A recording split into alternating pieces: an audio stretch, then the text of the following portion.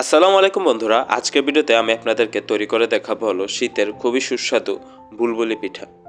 পিঠা তৈরি করার জন্য আমরা সবার প্রথমে 2 কেজি পরিমাণ দুধকে গরম মশলা দিয়ে জাল দিয়ে 1 কেজি পরিমাণে করে নিয়েছি। আমরা মাঝে মাঝে এর উপর থেকে সরটাকে আলাদা করে নেব, যাতে আমরা এই সরটা পরবর্তীতে পিঠার উপরে দিতে পারি।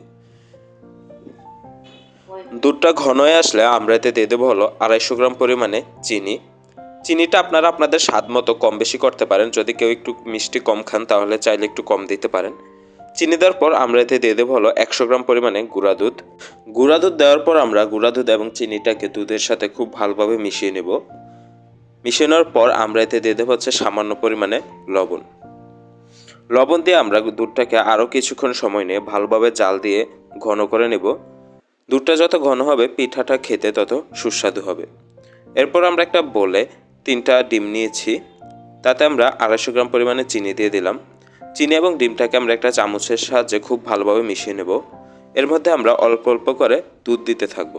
আমরা অল্প অল্প করে দুধ দিয়ে পুরোটাকে খুব ভালোভাবে মিশিয়ে নেব। মেশানোর পর আমরা এতে দেবো হচ্ছে 1/2 চা চামচ পরিমাণে ঘি। ঘিটাকেও এবার আমরা দুধ এবং ডিমের সাথে খুব ভালোভাবে মিশিয়ে নেব। সবগুলো একসাথে মেশানোর পর আমরা এতে দিয়ে দিলাম হচ্ছে স্বাদ মতো লবণ।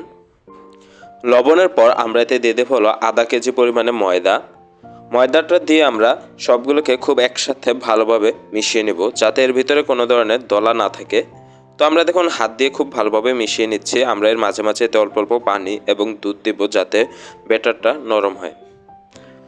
তো দেখুন আমাদের ব্যাটারটা কিন্তু তৈরি। ব্যাটারটা দেখতে কিছুটা এরকম হবে, পুরোপুরি কিন্তু পাতলা হবে না, কিছুটা ঘন হবে।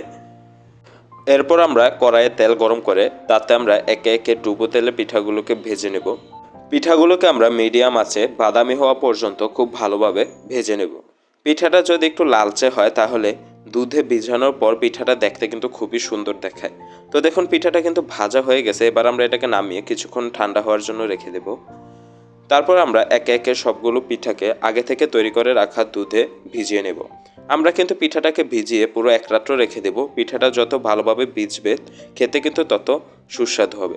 তো আশা করি আজকে ভিডিওটা আপনাদের কাছে ভালো লাগছে। ভালো লাগলে অবশ্যই একটি লাইক করে দেবেন এবং আমাদের চ্যানেলটিকে সাবস্ক্রাইব করে দেবেন এরকম আরও নতুন ও সুন্দর সুন্দর ভিডিওর জন্য। ধন্যবাদ।